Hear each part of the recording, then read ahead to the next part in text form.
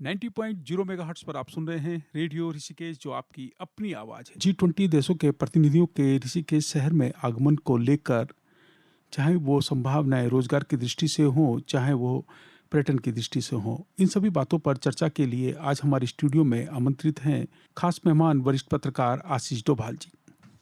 Sir, आपका स्वागत है। जी, नमस्कार पांडे साहब। आप सर, G20 के प्रतिनिधि आए थे त्रिवेणी घाट पर, उन्होंने मां गंगा की आरती की। G20 के प्रतिनिधियों का ऋषिकेश शहर में आगमन को आप किन संभावनाओं से जोड़ते हैं? पांडे जी, मैं आपको बताना चाहूँगा कि G20 का जो अगर हम ऋषिकेश शहर से जोड़ें, तो ये पूरा प्रोग्राम जो डिज़ाइन हुआ था, ये ऋषिकेश के नाम पर ही हुआ है। इसमें एक अलग बात है कि रामनगर में भी एक इसका पहला समिट का एक छोटी-सी बैठक रामनगर में भी कराई गई थी। उसके बाद नरेंद्र नगर को पॉइंट ऑफ व्यू रख के वेस्टिन होटल में इसका पूरा कार्यक्रम चला है। जो 2 बैठकें हुई हैं, वहाँ हुई है।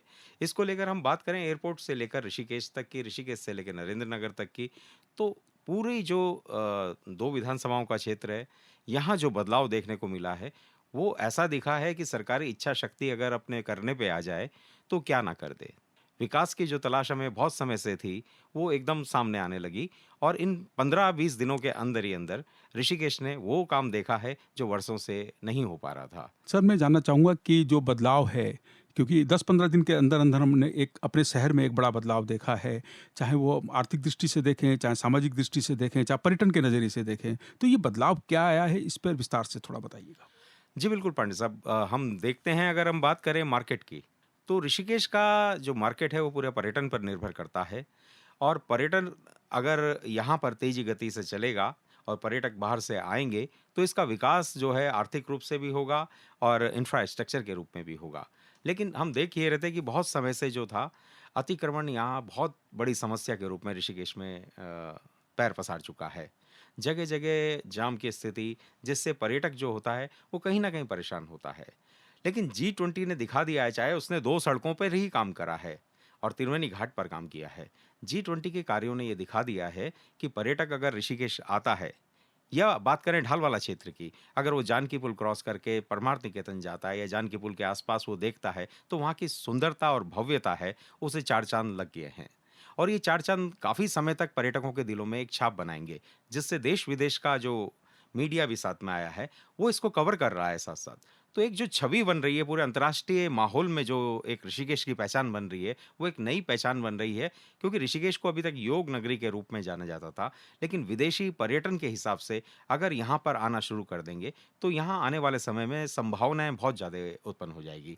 तो हम कह सकते हैं कहीं न कहीं G20 ने ऋषिकेश के पूरे आसपास के क्षेत्र में एक बदलाव की क्रांति लाई है। सर, आप तो पहले दिन से लेकर अभी तक G20 की पूरी कवरेज करते रहे हैं, चाहे ऋषिकेश हो, चाहे नरेंद्र नगर हो, चाहे मुनि की रेती हो, पूरे क्षेत्र को आपने कवर किया है।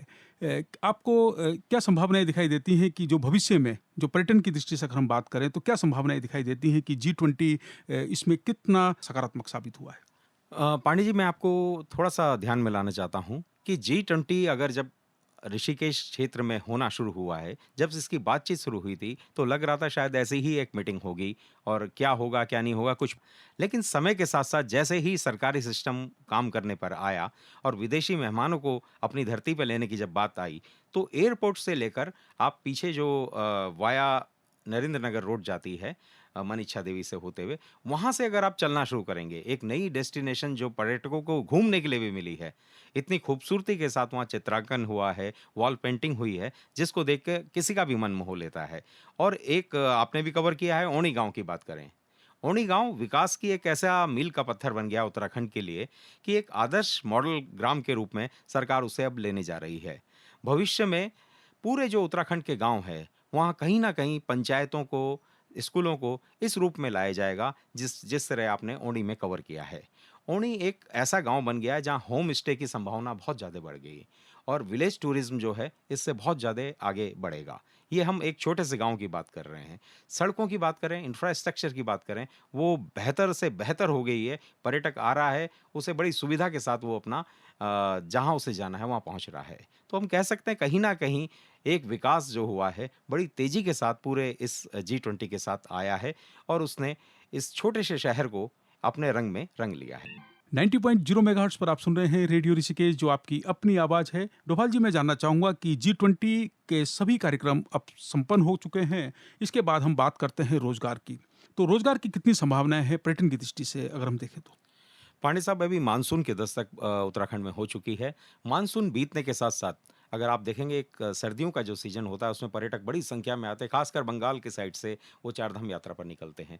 जैसे ही उन पर्यटकों का यहाँ आना शुरू होगा, तो उनके लिए सौगात के रूप में जानकी पुल है और जानकी पुल का आस-पास का जो वातावरण है वो आजकल देखने लायक होता है, क्योंकि बादल जो हैं वो पुल के आस-पास ही घूमते हुए नज़र आते हैं। एक नज़ारा ऐसा होता है कि जो भी पर्यटक वहाँ आता है वो उसके मोह में फँस जाता है। हम बात करें त्रिवेणी घाट की।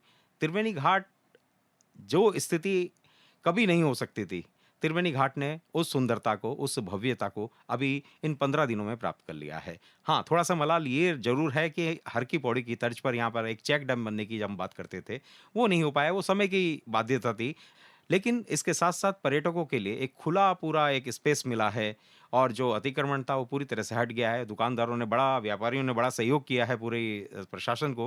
उन्होंने अपना पूरा एक व्यवस्था बनाई है। एक ही रंग में पूरा ऋषिकेश नज़र आ रहा है। आप देख सकते हैं साइन बोर्ड से लेकर दुकानों की स्थिति सब बराबर है। अगर आप घाट के चौराहे पे खड़े होते हैं, तो वहाँ से नीचे तक आप फूल वालों को देख सकते हैं।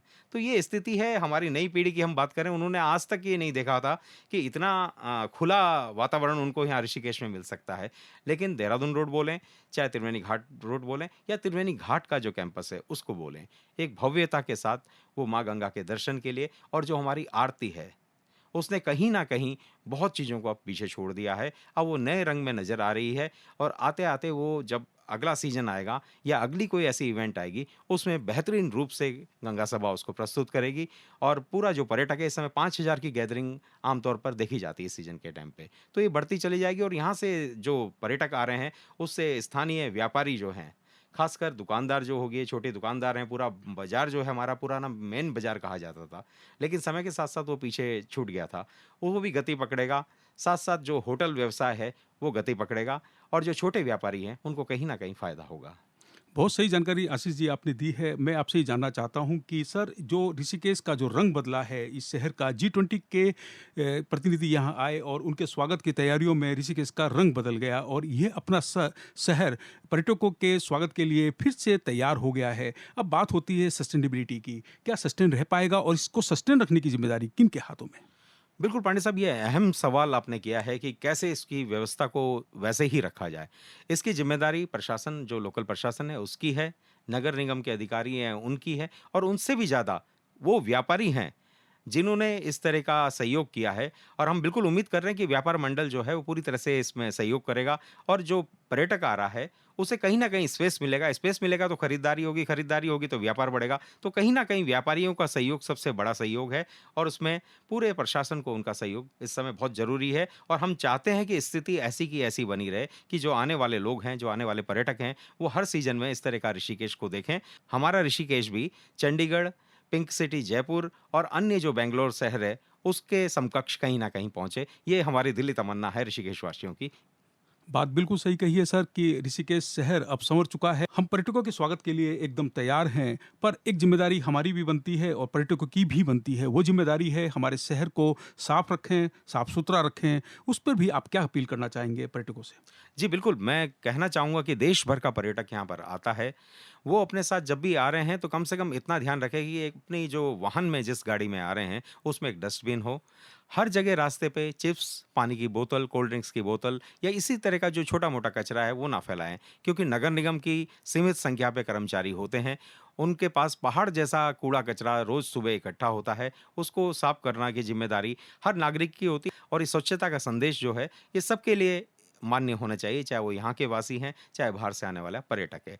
डस्टबिन में ही कूड़ा डालें और अपने साथ कम से कम इस तरह की चीज़ें रखें, जिसमें आप उसको कैरी करके कूड़ेदान में डाल सकें। सर, आप तो ऋषिकेश में त्रिवेणी घाट पर अतिथियों के स्वागत की जो तैयारियां चल रही थी और जिस तरह से त्रिवेणी घाट को सजाया गया था, उसको पूरा आपने कवर किया है। क्या दृश्य था सर वहाँ? पांडे जी, देखने लायक दृश्य था। त्रिवेणी घाट आज जो रूप में दिखा है, वो भव्य रूप में दिखा है। शिव की जटाओं में से गंगा निकलती हुई दिखी है और वर्षों से जो फुव्वारे चले नहीं थे, वो दौड़ते हुए दिखे हैं और लाइटिंग जो है, वो कमाल की लाइटिंग थी। जैसे ही अतिथियों का आगमन शुरू हुआ 6:30 बजे के आसपास, तो जो गंगा सभा के प्रतिनिधि थे, उन्होंने उनको चंदन का टीका लगाकर, रुद्राक्ष की और तुलसी की माला भेंट कर कर एक गंगा जली भेंट करी। साथ में ही उनको जो यहाँ के पुजारी तीर्थ पुरोहित हैं, उन्होंने विशेष रूप से आरती कराई और उनको मतलब समझाया किस तरह से हम गंगा की पूजा करते हैं, इस आरती का क्या महत्व है, इस रोली का क्या महत्व है, इस जो आपके हाथ में कलावा बांधा जा रहा है, इसका क्या महत्व है। इस चीज़ को उनको विदेशियों को जब बताया गया, तो उनको भी लगा कि एक नदी जो है, उसकी पूरा भारतवर्ष इतनी बड़ी पूजा करता है, तो ये क्या है? तो जल संरक्षण का जो एक बड़ा मैसेज हम पूरे वर्ल्ड को देना चाहते हैं, क्योंकि आने वाले समय में पानी की बहुत बड़ी दिक्कत होने जा रही है। तो एक नदी को अगर हम देवी के रूप में पूज रहे हैं, तो कहीं कि ना कहीं भारतीय संस्कृति का एक बड़ा अंग है, जो विदेशों के लिए विदेशी लोग जो आ रहे हैं, उनकी इसमें रुचि बढ़ रही है। तो एक बहुत बड़ी बात है कि विदेशी आए, हमारी धरती पर आए, हमारे जो अध्यात्म है, हमारी जो संस्कृति है, उसको करीब से महसूस किया। ये तो आरती तक की बात हुई। आरती के बाद सरकार ने उनके लिए एक डिनर का प्रोग्राम रखा, जो बिल्कुल ही त्रिवेणी घाट के मध्य में ही रखा गया। बिल्कुल सही कहा सर आपने कि अतिथि देवो भव की जो हमारी संस्कृति है, जो हमारी परंपरा है, उसका पूरा ख्याल रखा गया है। अतिथियों के स्वागत में कोई कमी नहीं रही है और त्रिवेणी घाट को पूरी तरह से सजाया गया है, संवारा गया है और इसके साथ-साथ हमारे शहर को भी संवारा गया है। और ये बात बिल्कुल तय है सर कि जब G20 देशों के प्रतिनिधि अपने देश में लौटेंगे, तो वहाँ जाकर यहाँ का ज़िक्र ज़रूर करेंगे। उत्तराखंड की संस्कृति, यहाँ की परंपराओं का भी ज़िक्र करेंगे और ज़िक्र में त्रिवेणी घाट भी बहुत अहम होगा और उसके साथ ऋषिकेश भी बहुत महत्वपूर्ण रूप से वो अपने परिवार को और अपने देश को उसके बारे में बताएंगे। सर, रेडियो ऋषिकेश के स्टूडियो में आकर आपने हमें G20 देशों के प्रतिनिधियों और यहाँ पर उनके आगमन और उनके स्वागत की तैयारियों के बारे में, उनके स्वागत के बारे में आपने हमें विस्तार से जानकारी दी। इसके लिए आपका बहुत-बहुत आभार, बहुत-बहुत धन्यवाद। बहुत धन्यवाद पंडित। 90.0 मेगाहर्ट्ज़ पर आप सुन रहे हैं रेडियो ऋषिकेश, जो आपकी अपनी आवाज़ है। इस कार्यक्रम के संबंध में यदि आप कोई सुझाव देना चाहते हैं, तो आप हमें व्हाट्सअप कर सकते हैं। हमारा व्हाट्सअप नंबर है 9411392967। मैं रिपीट कर रहा हूँ, 9411392967।